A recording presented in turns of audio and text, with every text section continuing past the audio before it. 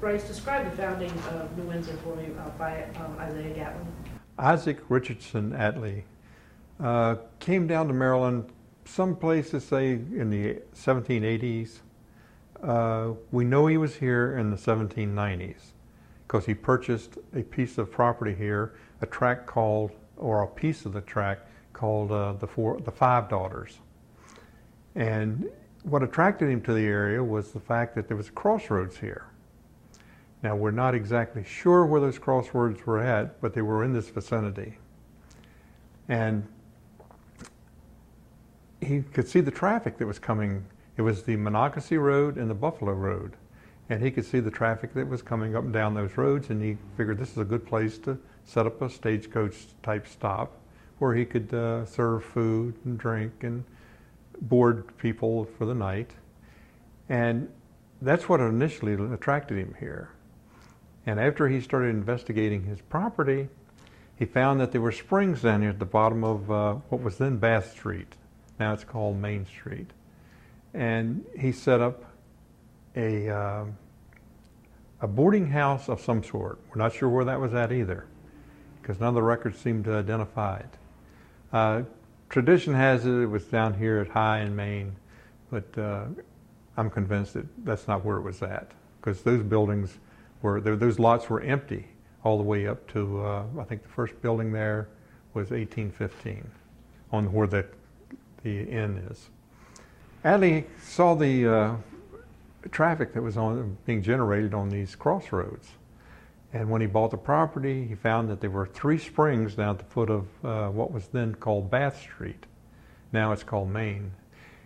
And he started having tourists come to partake of the sulfur waters that were in those springs. They were supposed to be good for you at the time. And a lot of springs in the other states were opened up at the same time. And people would come and they would get the water to drink and to bathe. And it was mainly not their drinking water per se, because they had a well right here in town, right at the crossroads of Bath and High, in where you could get your drinking water. But this became very famous. In fact, he advertised in Baltimore and Philadelphia, and people came out to partake of the waters. Atlee came here and he actually bought the property in 1795. And in 1796, he had it laid out as a town, as a European style town, where you have a crossroads and 4 quadrants. And that wasn't warranted to 1797, but it had been laid out earlier.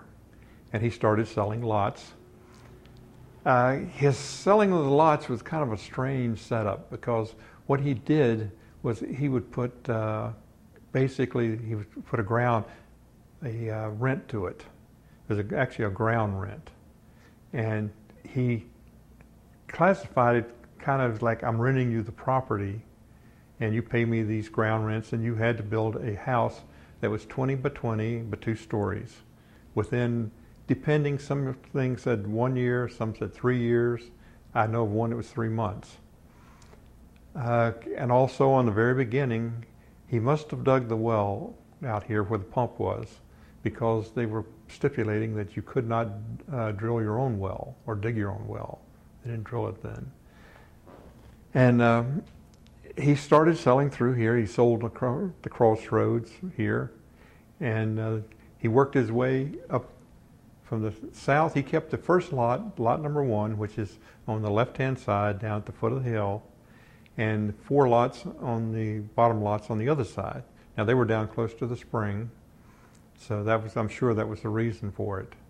The rest of them he started selling off up through here, all through, started with 1796. He sold the first one across the road. It was a store. That place became known as the Ark Store later. And it was so named because they were supposedly had 2 of everything. And then he sold up through here, and then they started splitting the lots. And all the buildings up through this side are actually split lots up in the old part of town. Now the other side, they didn't split them. And for instance, the lot next door to this was lot 9. The lot next door was 8. And the end down was 7 and 6. They had 2 lots.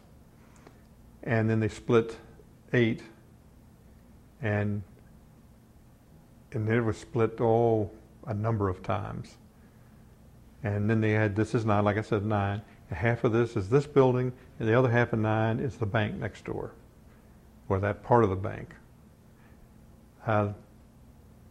The building next door to this one was the original bank. It was built, not built, but it was started in 1864. The building itself first shows up in about 1835, I believe. And then in 1878, they built a duplex, which is next door to us, and the bank and a drugstore housed that. And then in 1915, they built the present bank, and the drugstore took over the whole building there before they went out. And when they went out of business, actually didn't go out of business, they moved to Union Bridge. The bank took over the old bank and expanded into it. Most of the first settlers were of German descent. Kind of northwest of town here, there was a lot of German settlers. George Franz Winter was one of the early ones here, and he brought in a lot of the Germans from Pennsylvania who spread out through the country. Well, most of the culture, I guess most of the culture was of a German origin, because most of them were German descent. Like you had Rupes and Schneiders. That's just 2 that I can think of right off the top of my head. And Schmelzer was another one. And it was good farmland, good rich farmland. And then when the railroad came in 1862, it really started booming, because now they could ship their produce out and bring in supplies. The town has always been named New Windsor. In fact, the warrant for the town, which is the deed, calls it the town of this is to warrant the town of New Windsor. Now, it got known as Sulphur Springs because of the springs, and also sometimes they would call it Springtown. But the name is officially New Windsor. The town did grow some from the people coming, but they were transients. They would come in and spend the summer, and then they'd go home. And a lot of people kept returning year after year. But the town itself mainly was wealthy farmers that owned a lot of land around here. In fact, there's still some sizable pieces around. For instance, the Smith family owns a large chunk north of here. The Hibbert family owns another large tract kind of northwest of here, who have been here since the 1700s. And the products that they grew they did a lot of canning. In fact, there were a lot of canneries around here. They canned vegetables, peas and tomatoes mainly. They grew corn. And of course, the town had a big beef trade. They had stockyards down here at the railroad track, and they would ship and receive beef through there. The traffic that was on the roads around here were usually going from Philadelphia or Baltimore out to the west to Monocacy. Back in the days when this was Prince George's County, the county had been broken into what they call hundreds. And one of these hundreds was called Monocacy, which was at Frederick now. And one of the roads it was called the Monocacy Road. It went from Philadelphia all the way out to Monocacy 100. And the other one was a road they called Buffalo Road. And tradition has it that the government was building a road from Washington to Buffalo, New York. I seriously doubt that, because the road did not start until, well, actually it started prior to Washington being a place. And I personally think it was probably a path, actually Buffalo path from eastern Buffalo, migrating north and south. And they just widened it and turned it into a traffic zone. New Windsor, originally, the road, Buffalo Road, went from what is now High Street. But it went down towards Route 407, which is outside of Marston. From there it went down to Marston, and from Marston it went down to Sam's Creek Road, and then on down, we know as far as Mount Airy. And there was no road that went directly over to towards Frederick. So what they did in 1816, they built a toll road from down at the foot of the hill here on what was then Bath Street, up over straight across and tied into what was at that time Old Liberty Road. Now that's not the new Liberty Road that we know now, it's Route 26. This was an old road that ran further north and kind of wandered all over the country going towards Liberty Town. Since there were no roads between here and Frederick, they decided they were going to cut a toll road through. And they started down at the bottom of the hill here, and it went over across and tied into where Oak Orchard Road is now. In fact, part of the original toll road is still there, and the bridge across the Sam's Creek is still there. They were originally 4 toll gates, but I'm not sure if there was a swing gate. There probably was. I've never seen one or heard any reference to it, but there were probably a swing gate. Number 1 toll gate was up here at the top of Hawks Hill Road. It's still there. It's been converted into a house now. In fact, behind me is the toll board from that toll gate. The second one was down at Sam's Creek, and it's still standing. It's a little stone building. And that toll board rather, is still existing also. And then there's of course, the road went across the creek on a little twin arch bridge, a little stone bridge with a brick faced top, and up over the hills, and finally, like I said, tied in down at Oak Orchard, where Oak Orchard comes out. In fact, it's still that section of the thing is called Toll Road yet. If you went down here to Church Street, follow Church Street straight on out, and at the top of the hill is a little blue building across from, actually it's a house, across from Hawks Hill Road. And that's number 1.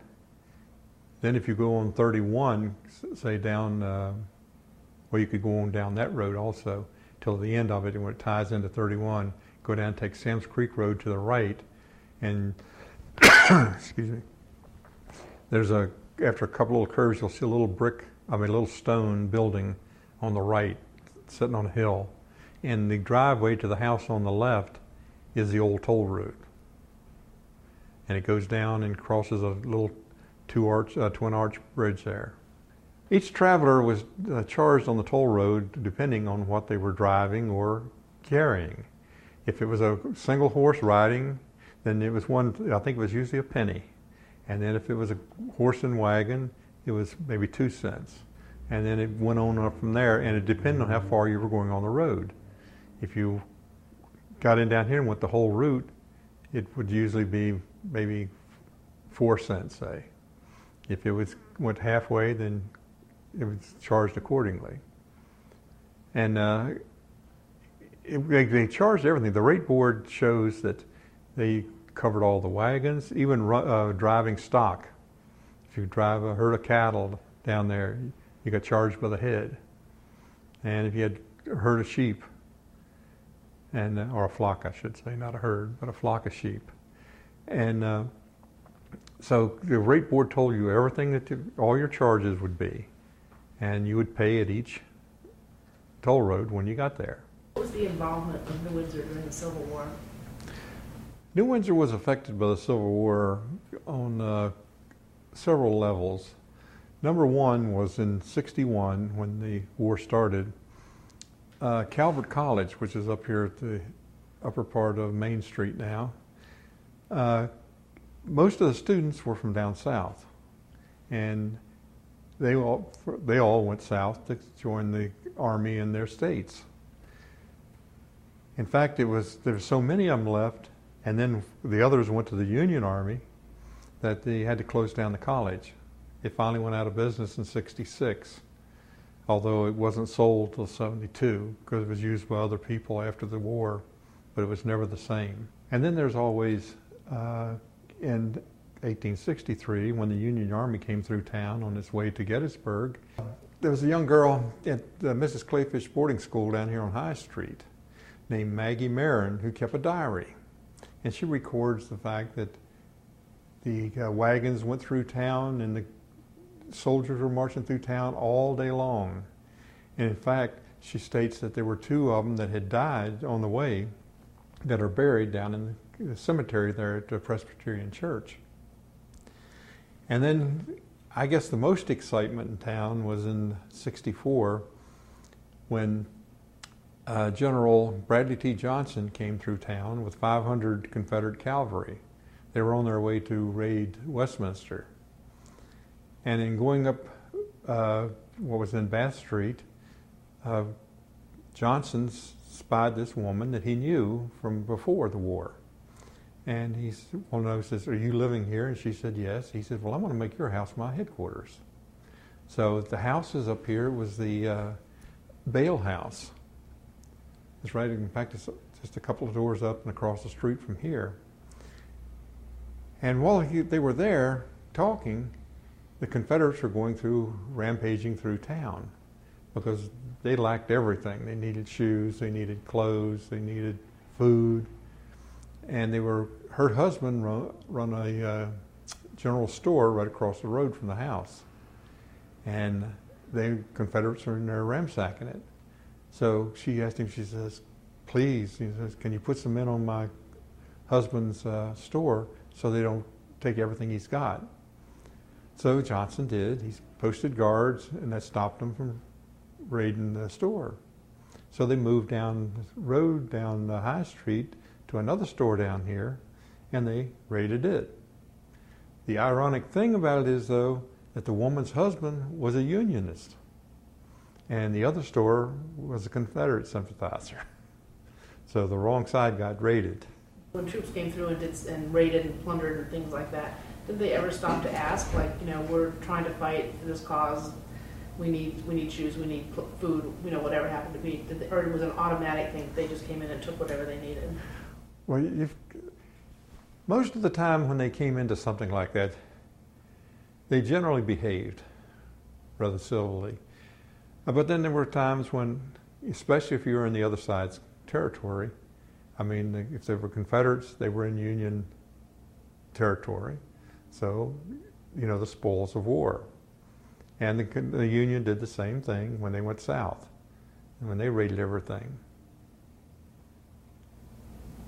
Were there slaves in New Windsor at that time? There were a number of black people in New Windsor at the time, but I haven't run across anything denoting slaves in town. I don't think that was a common thing. In fact, there were a lot of free blacks in town, and one of the most notable ones was a gentleman by the name of Simon Murdoch. Now, Murdoch had joined the Army, and he was in the 4th U.S. Colored Troops. And when he was discharged, he came back to town, and him and a couple others started the first school for black children. And they started in town somewhere, where we haven't been able to ascertain yet. But they moved up to a building up on the outside of town on Route 31, and they had the lower story of a 2-story building. The top story was a lodge hall, and the kids went to school on the first floor during the day, and on Sundays, the Strawbridge Church, Methodist Church, held services up there. And there's a story about one Saturday night they had an exceptionally good time, and some of them were still hanging around Sunday morning and interrupted the services down below by the noise they were making. So the name of the lodge was the Independent Order of Good Samaritans. It's associated with the Masons. Okay, then how post-Civil War, well, not quite post-Civil War, but how did the arrival of the Western Railroad in '62 affect the town economically? And you told me about growth commercially, the affluence, Quality Hill, and did the train ever bring troops to the town during the war? In 1862, when the Western Maryland Railroad came through town, the town had been growing at a steady pace up to that time. It had actually been incorporated in 1843, but it was just a steady growth, and then that was accelerated when the railroad came to town, because now they could bring in the supplies, bring in anything that they needed, and ship out their own produce. And as far as the war went, there was no troops that I know of came through town. Now, there was a place in Union Bridge that in fact, they still call it the hospital track, where troops were brought down wounded, were brought down and put on a train and taken through New Windsor. But nothing that actually was shipped here by the Army. Then post-Civil War, how did New Windsor respond to all the growth and new technologies coming in, all the troops returning home? Did the town resume its agricultural roots? Any new industries or mills? And the newly freed slaves, did they come, well, you said they weren't slaves, so I guess that's coming in here or there. Were they able to stay in town in their own little pockets, or were they part of the community? Well, the fact that the railroad coincided with the war, after the war, it just started expanding leaps and bounds. It really did grow. But mainly it still maintained the small town agricultural background. And in fact, the town didn't start growing tremendously till probably the late 1800s. At that time, they opened up what is now Upper Church Street, and rich farmers and merchants started building big houses up there, big Victorian houses. And the story goes that there was a gentleman was asked where he lived. They went to the post office and they asked him where he lived, and he said, "Well, I live up on Quality Hill." And consequently, that section has been known as Quality Hill ever since. And but most of those houses were built very late 1800s and the early 1900s, up through about probably 1915, 1920. And then did any new industries or mills, did they expand as well? It was so much, it wasn't so much that there were new mills as the fact that there were 4 mills in town, or actually no mills in town, but around town. Now, Atlee had built a mill, a sawmill, back in the early 1800s. It was somewhere on Dickinson Run. A map seems to show it outside of town a little ways, but there was a mill right at the edge of town called Nicodemus. It was built by Andrew Nicodemus. It's called Merchant's Mill. There's another mill that was built just north of town called D.P. Smeltzer's Mill. And of course the Hibberts had a mill which is just northwest of town. And it was a grist mill, a sawmill, and also a woolen mill.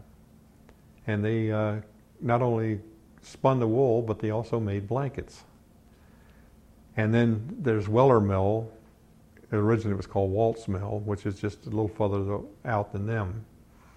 And then, of course, the period of the big canneries came in.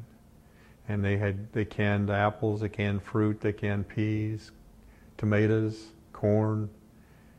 In fact, there were a lot of canneries around Carroll County, and New Windsor was no exception on that fact.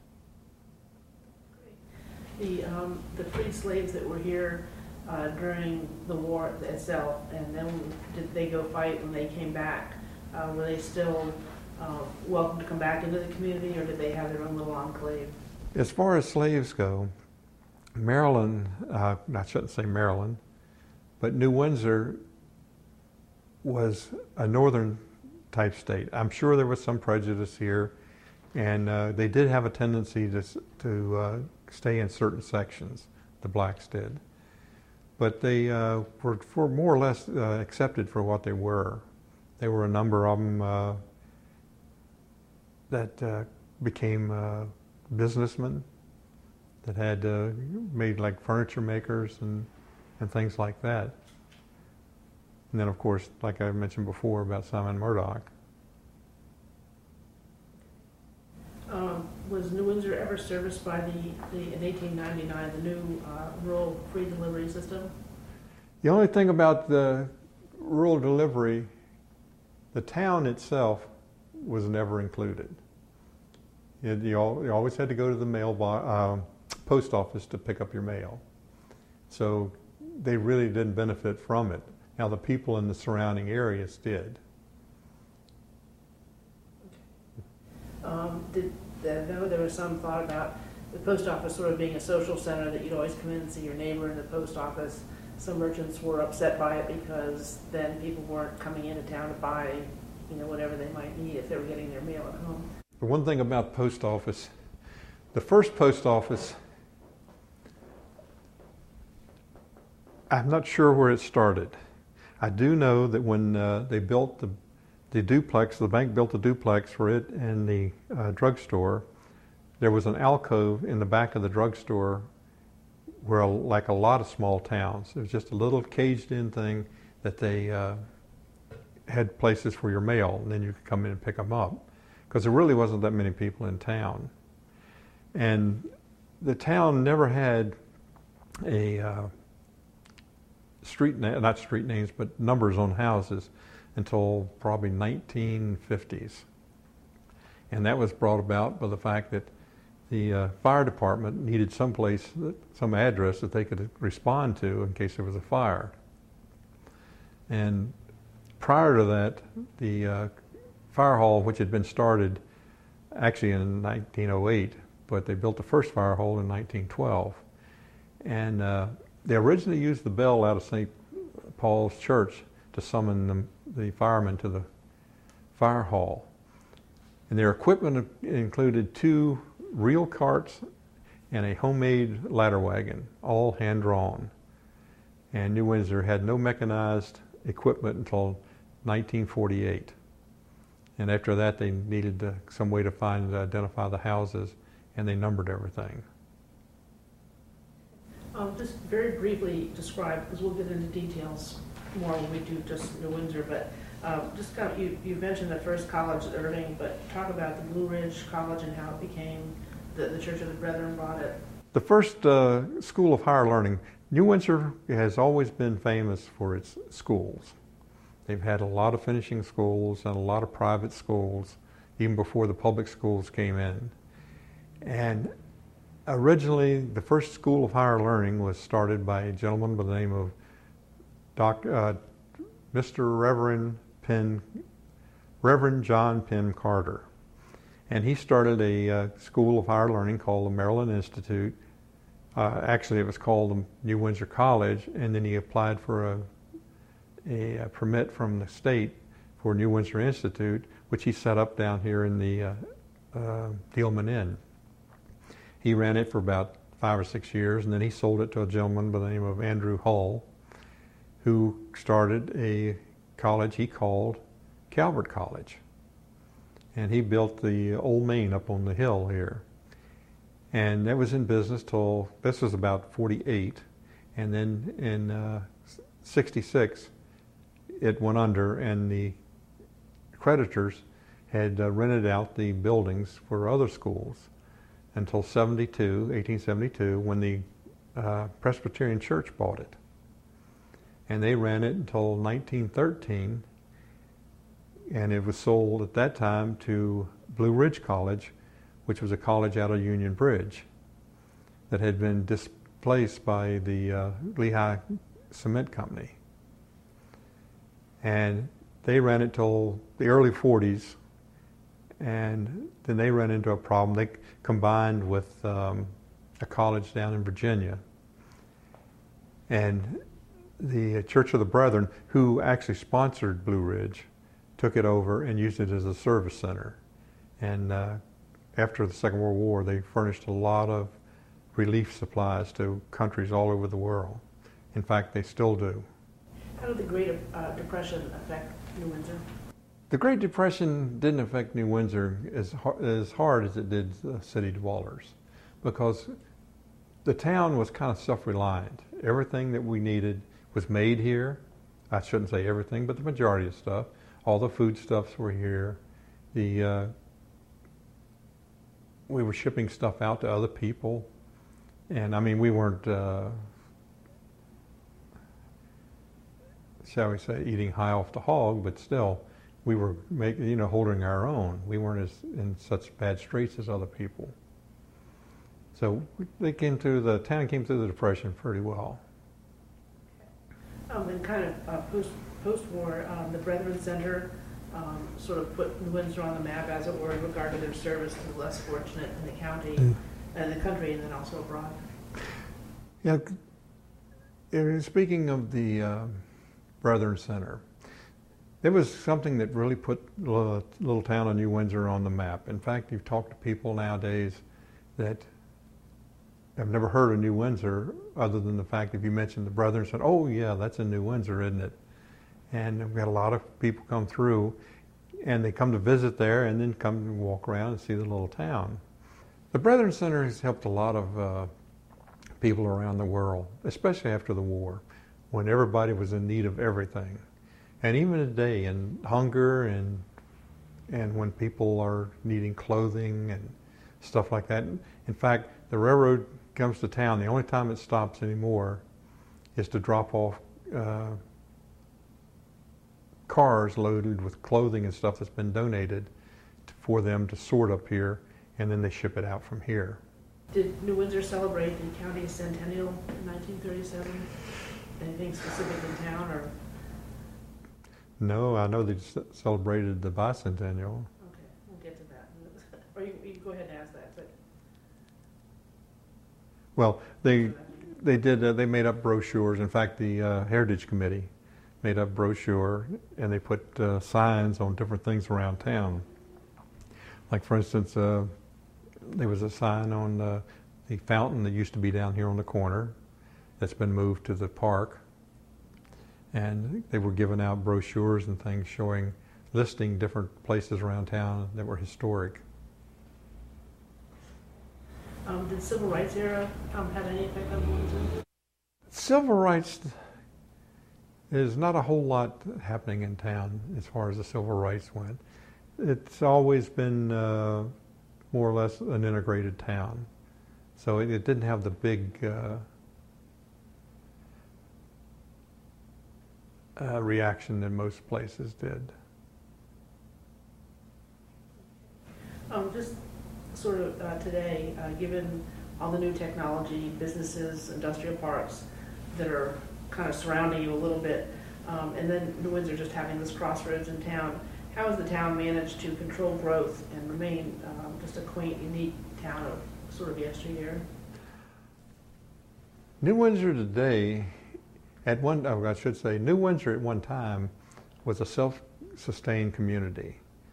If you wanted anything, there were like 4 meat markets, there were 3 grocery stores, there was a hardware store, there were 2 or 3 barber shops, and anything that you needed you could come into town and get.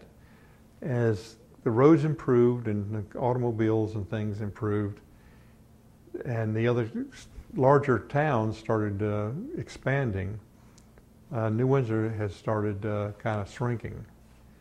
And not in size, but in actually versatility. It's expanded a couple times. 2 major expansions is Atlee Ridge, which is a housing development to the south, and Blue Ridge, which is a housing development to the north.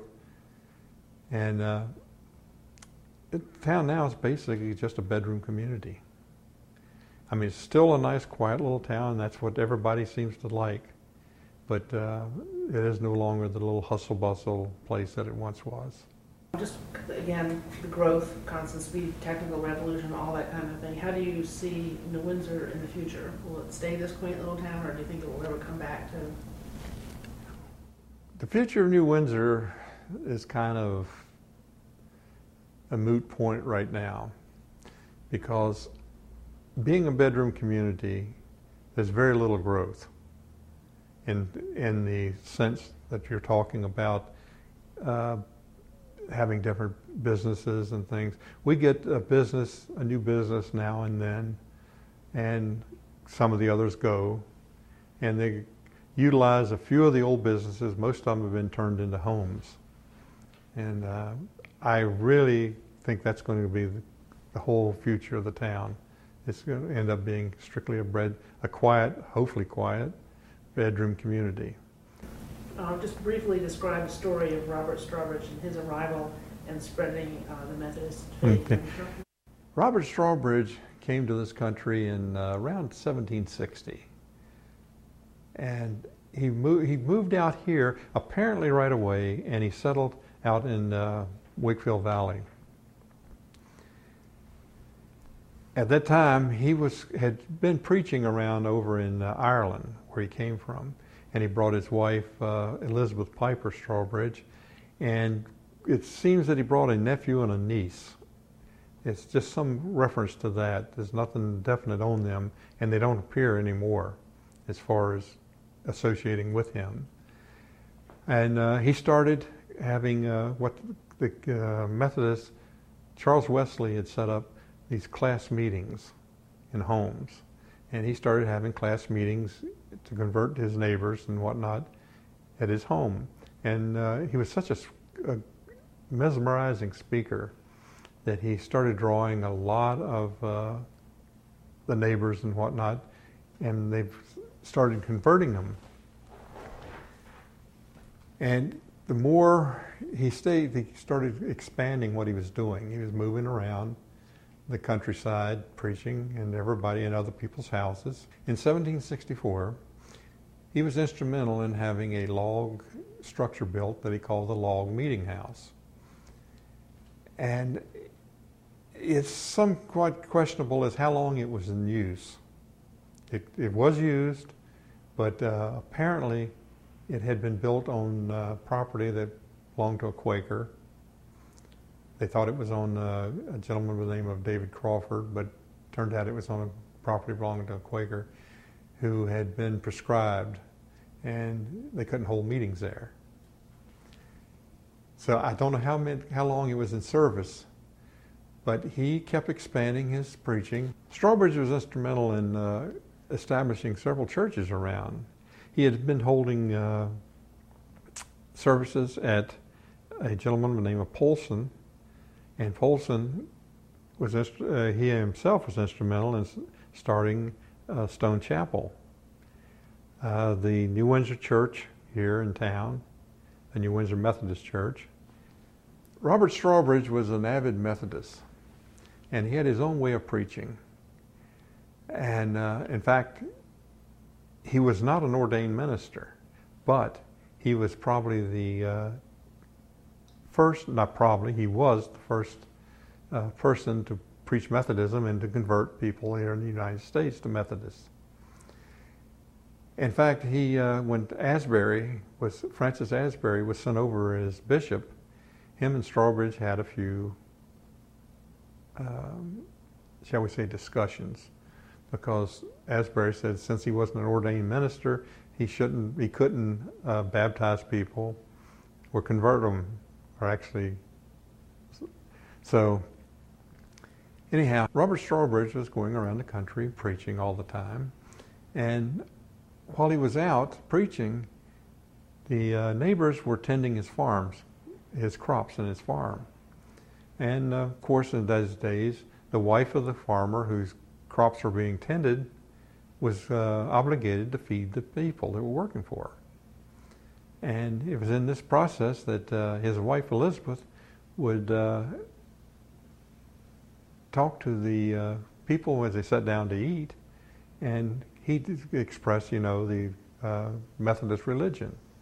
And in the process, she converted a gentleman by the name of John Evans, who would happen to be helping out on the farm several times. And John Evans, in turn, became an avid Methodist, and he became a class meeting leader. And he held his class meetings in his house. And that house now is it's been moved to the Strawbridge Shrine. Now, John Evans has always been credited with being the first convert to Methodism in Maryland, actually in America. But it's questionable because there are people that knew Strawbridge talk about other people who had been converted prior to that. So the only thing we can really say for sure is that he's the first person known by name to be converted. And it was kind of ironic that his wife did the conversion. Just briefly describe the shrine today, including some of the various pilgrimages. I can't say it. Pilgrimages. Are they frequent, once a year? I mean, is there once a year gathering? Just kind of briefly describe the area today. The Strawbridge Shrine is a collection of buildings that have to do with Methodism in America. The house is there that Robert Strawbridge was supposed to have lived in when he came. The John Evans house, who was the first actual class meeting leader, has been moved to there. And there's a replica of the the log meeting house is on the property. How would you say it? There's a replica of the log. And there's a replica of the log meeting house that is on the property now, because the original log meeting house was torn down back in the 1800s, and a lot of the logs were used to build a barn. Pilgrimage come usually it's about once a year, sometimes more often, sometimes less. And for instance, if they have some kind of great occasion, they will have a pilgrimage to the place. And it's a very nice place to visit. It really is. John Evans' house has been refurnished to what it may have looked like. We don't know for sure. We know from wills, because they used to, in the old days when you had a will, not wills, I'm sorry. In the old days when a person died, you had to itemize everything. They had to pay tax on it. And we have these from John Evans when he died in 27. Now, they had taken the meetings away from his house back in 09 because of him and his wife being elderly, and they could no longer sustain them. So we know what was there in 27 when he died, and the odds are there was very little added after they took the meeting away, because there was no point in it. I mean, these were older. I'm getting off the subject here, but he had moved into one end of the house, and his son and daughter took over the other. What was their bedroom. Describe maybe just very briefly the pilgrimage that comes there today to worship, to pray. Oh, yeah. Maybe the statues that are there now. Yeah. In addition to the houses at the shrine, there's two statues. One's to Robert Strawbridge, and the other one's to his wife, Elizabeth Piper Strawbridge. And people come. There are people who come to experience what it must have been like to pray in a log structure after the fancy churches that most people have now, just the rough wooden benches and the cold room. It's wintertime. And they go through you can see the Strawbridge house.